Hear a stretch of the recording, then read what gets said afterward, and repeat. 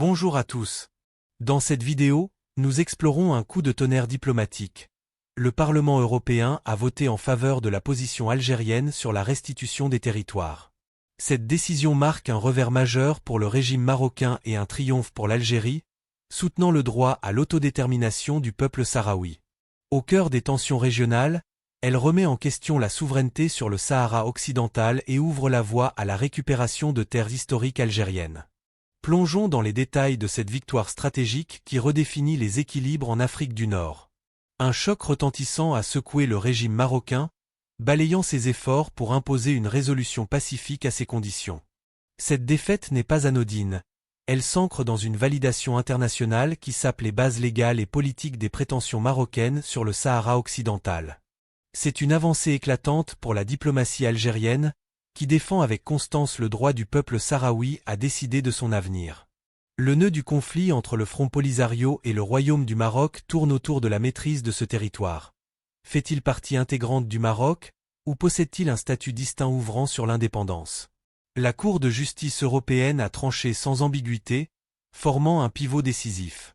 Ces termes sont limpides, le Sahara occidental n'appartient pas au territoire marocain, donc ces eaux adjacentes ne relèvent pas des zones de pêche couvertes par les accords avec le Maroc. Cette affirmation frappe au cœur du litige, confirmant que cette région échappe à la souveraineté de Rabat. Une telle déclaration suscite l'ire du régime marocain, mais elle représente une conquête juridique inestimable pour les Sahraouis et un coup de maître pour la ligne extérieure algérienne, fidèle à ses principes. Ce verdict s'inscrit dans une rivalité froide persistante entre l'Algérie et le Makhzen. L'Algérie rejette fermement tout compromis qui sacrifierait ses terres ancestrales. Ce n'est pas qu'un rappel du passé, c'est un enjeu vital de souveraineté nationale, dont les origines remontent à l'ère coloniale française et aux arrangements douteux accordés au régime marocain après la lutte pour l'indépendance algérienne, menée par des figures comme l'émir Abdelkader. Honorer les martyrs et les pionniers de la résistance, tels que l'émir Abdelkader, fait partie intégrante de la démarche algérienne pour asseoir sa légitimité historique et territoriale. L'État algérien moderne repose sur des fondations solides, antérieures aux divisions imposées par le colonialisme. Ce bagage historique confère à l'Algérie un atout majeur dans son offensive diplomatique et politique, appuyée sur une validité juridique et morale irréfutable. La force algérienne s'est illustrée par un camouflet cinglant infligé au camp marocain au Parlement européen, à l'Union européenne et à la Cour internationale de justice. Même remportée d'une voix près, cette réussite qualitative change la donne. La mise en avant du Sahara occidental à la Cour internationale, avec l'obligation d'étiqueter les produits comme originaires de ce territoire et non du Maroc, résonne comme un triomphe qui ébranle les Nations Unies, le Conseil de sécurité et le Parlement européen. L'Algérie a mené ce combat international avec une habileté remarquable, affirmant la victoire sahraoui tout en maintenant qu'elle n'est pas partie prenante directe au conflit. Une astuce diplomatique qui la décharge de responsabilités immédiates tout en lui permettant d'exercer une pression politique et diplomatique maximale. Au-delà des couvertures médiatiques qui minimisent la décision de l'Union européenne et le rejet par le Parlement européen de la proposition marocaine sur l'étiquetage des produits des provinces du Sud, l'Algérie a propulsé sa cause nationale. Tandis que l'attention se portait sur le report du vote de Rabat, le représentant algérien au Parlement européen a osé plus loin. Il n'a pas seulement défendu le Sahara occidental, il a stratégiquement soulevé la question des territoires algériens spoliés. L'Algérie insiste désormais pour que ces terres soient soumises à un scrutin international, plaçant le Maroc sur la défensive et rouvrant un chapitre historique en Europe, touchant des régions comme Oujda, Béchar et d'autres zones revendiquées par l'Algérie. La Cour de justice de l'Union européenne et le Parlement sont désormais appelés à scruter ce dossier complexe, grâce à l'action dynamique de la diplomatie algérienne. Cette offensive coïncide avec un geste positif de la France, prête à livrer des archives prouvant que ces territoires étaient algériens avant d'être cédés au sultan alaouite par la France coloniale, suite à des trahisons d'époque. Cette déclaration française est un tournant pour l'Algérie, qui martèle qu'elle ne négocie pas ses sols. Les terres algériennes restent algériennes, point final. La stance algérienne va au-delà d'une simple réclamation. Elle reflète une maîtrise des leviers pour recouvrer ces territoires, comme pour les îles Glorieuses, sans effusion de sang ni recours à la force. L'Algérie privilégie une approche étatique pacifique, via les canaux diplomatiques, judiciaires et médiatiques, écartant toute violence. Cela met en lumière la puissance de sa détermination politique et légale, plutôt que militaire. L'Algérie a déployé une carte maîtresse au Parlement européen. Son délégué n'a pas borné son intervention au soutien au Sahara occidental. Il a dénoncé les campagnes de propagande marocaines visant à déstabiliser l'Algérie via des groupes séparatistes fictifs. Par ailleurs, l'Algérie a mis en exergue la présence de représentants de la République du Rif au Parlement européen et à l'Union, soulignant le backing régional et mondial au mouvement de libération interne au Maroc, avec l'appui de nations comme la Tunisie, l'Afrique du Sud, la Namibie, le Congo, le Sénégal et le Cameroun.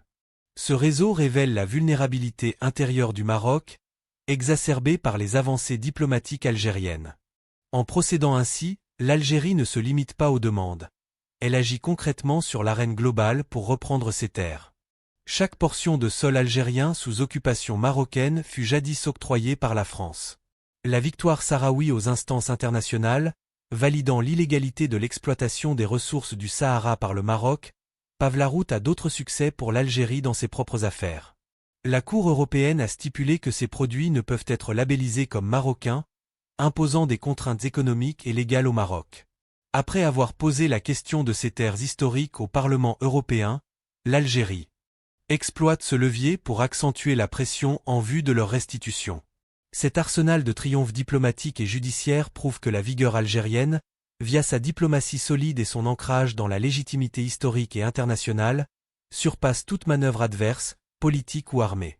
La récupération des terres algériennes du régime marocain, telle qu'envisagée par le peuple, n'est pas un fantasme mais une vérité juridique et historique en marche, grâce à une vision à long terme pour rétablir l'ordre juste et affirmer la pleine souveraineté algérienne, sans tractation ni doute.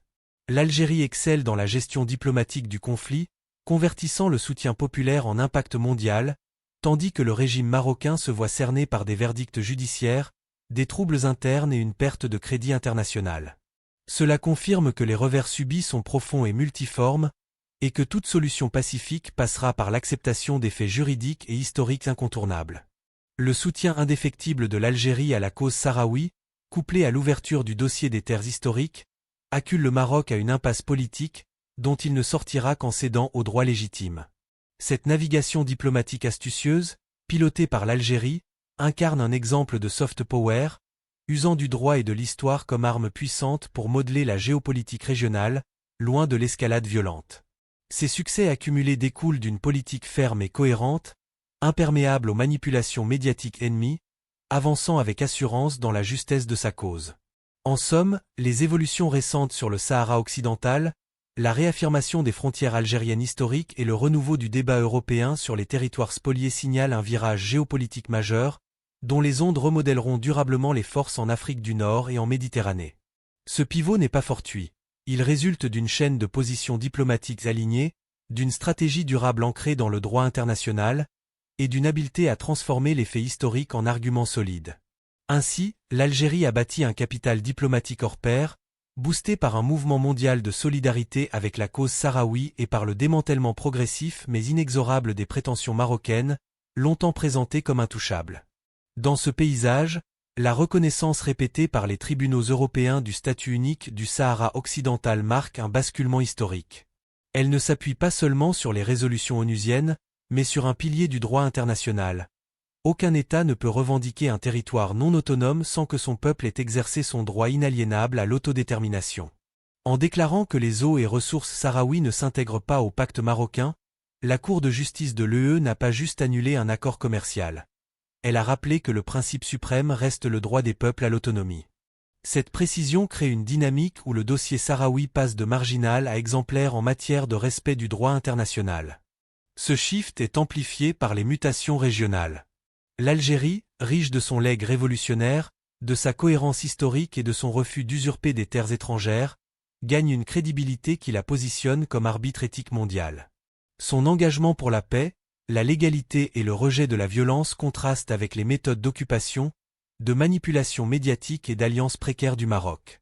Ce décalage s'affiche globalement, notamment via la perception croissante de l'Algérie comme pivot africain, latino-américain et asiatique, une puissance principale, autonome et résistante aux pressions. Ce rôle lui permet d'aborder les territoires spoliés non comme une revendication opportuniste, mais comme l'extension naturelle d'un processus de restauration souveraine. En posant la question aux instances européennes, l'Algérie brise un tabou séculaire, ressuscitant un dossier que l'on croyait clos. Son émergence coïncide avec les échecs judiciaires marocains sur le Sahara, signant la fin d'un ère où Rabat imposait sa vue via alliance, propagande et désinformation, contournant le droit. Désormais, les rôles s'inversent. L'intérêt français pour fournir des archives sur les frontières orientales élève ce moment géopolitique. Ce n'est plus un débat passionnel, c'est un dossier factuel, prouvé, où les choix coloniaux perdent leur aura légitime. En l'ouvrant, la France clarifie l'histoire, car aucun État responsable ne tolère des ambiguïtés fuelant les tensions. Pour l'Algérie, c'est une chance de solidifier ses positions légalement et historiquement, démontrant qu'elle agit par principe, non par vengeance. Chaque nation doit recouvrer ses frontières historiques pour assurer à son peuple une souveraineté totale.